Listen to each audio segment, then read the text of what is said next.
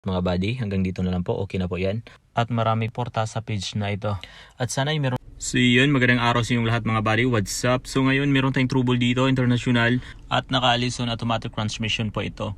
So bali ang reklamo ng driver dito, lagi nang pumuputok yung fuse ng kanyang transmission. So yun, pinalitan nila ng 15 amps, yung kulay blue na fuse. So bali ang original na fuse nito ay pula. So yun, nung dumating dito, pinalitan ko siya ng 10 amps na kulay pula. So yun, inobserbahan ko ba hindi po pumutok yung fuse. At nabanggit po ng driver dito, madalas daw pumuputok yung fuse niya pag nag-i-engage siya or kapag gumagamit siya ng front drive. So yun nga mga buddy, dahil sinabi ng driver na tuwing mag-engage siya ng front drive or gumamit siya ng front drive, doon kasagsagan or kadalasan pumuputok yung fuse. So yun, dahil doon meron na tayong isang idea or guides. Gamitin lang po natin yung common sense natin dito. So ngayon dito, susundan natin mga buddy itong wire o cable na galing sa ating battery. So dito ba din, nandito siya sa ilalim ng chassis at mapansin po natin dito yung ating wire at cable, dumaan po siya sa taas ng propeller shaft sa front drive axle. At ito po ay papunta sa starter at sa ibang accessories. So yun nga, sundan lang po natin. Alright, boom. So dito mga buddy, talagang pansin ko dito yung mga wire at cable nakapatong sa ating propeller shaft ng front drive axle. Kung mapansin nyo, nakapatong siya dito mga bud. Tara, check at angat natin kung dito ba talaga. So yun, kung mapansin nyo buddy, so yun sunog dito nga talaga yung problema mga buddy. Sumaside po ito sa propeller shaft. Tingnan ko dito mga buddy, naputol yung tie wrap or yung clamp nito. Kaya siya bumigay at pumatong dito sa propeller shaft. At pagkatapos kong i-repair to mga buddy, i-check ko yung fuse box nito. Baka may iba pang fuse na nadamay doon.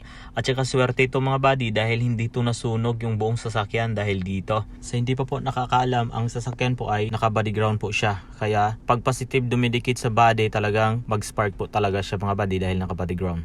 So yun nga, kung mapansin nyo po, ito po yung bracket ng mga wire. So bale, at dito po nakatali yung tie wrap sa ating mga wire at tingin ko bumigay na yung tie wrap.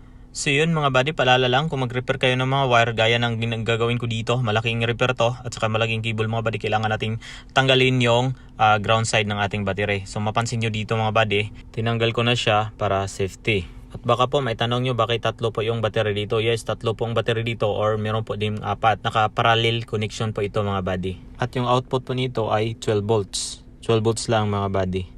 So yun nga mga buddy, re-repair na natin yung cable dito. Pero sa pag-repair nito mga buddy, depende na po sa inyo kung palitan nyo ng bago. Depende sa cable or mga wire, kung hindi na kayang i-repair, palitan nyo ng bago. So dito napansin ko dito, mahaba pa masyado yung cable at wire at saka okay pa siya, goods pa. Pwede pa siyang idugtong. So putulin ko lang yung or tanggalin ko lang yung sira. So yun mga buddy, nalis ko lang yung sira at gumamit ako dito ng butt connector. At ito, gamit ko dito ay hydraulic crimper. Yan mga buddy, hydraulic crimper. Maganda po ito mga buddy kasi maganda yung pagka-crimp lalo na sa mga malalaking size ng butt connector. At saka meron po itong iba-ibang sizes mga buddy.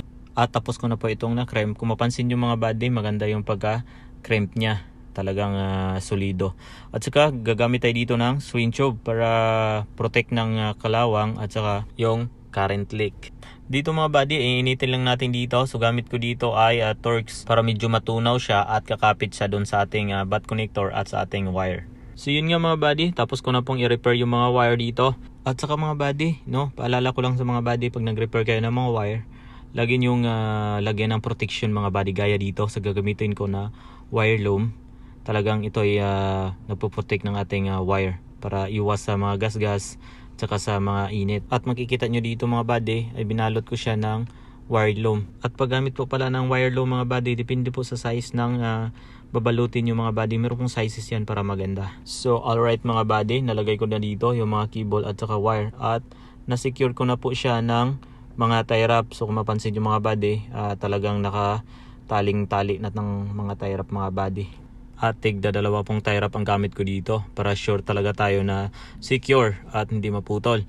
At kung mapansin nyo dito, malayo na siya sa distansya ng propeller shaft. At lahat na dito mga buddy, nilagyan ko ng mga tie wrap at ni-arrange ko ng maayos yung mga wire dito na para hindi siya laylay at tutama sa ating propeller or saan ba dyan na pwede siyang tatama na magkaroon siya ng gas-gas. So alright mga buddy, hanggang dito na lang po, okay na po yan. At marami pong salamat sa mga nanonood at sa mga sumusuporta sa page na ito. At sana ay meron kayong napulot ng mga idea. At kung bago ka pa lang dito sa aking page, huwag pong kalimutan mag-follow and share para updated ka sa aking mga tips and tutorial. Kita-kits po tayo sa sunod kong video. Gang gang!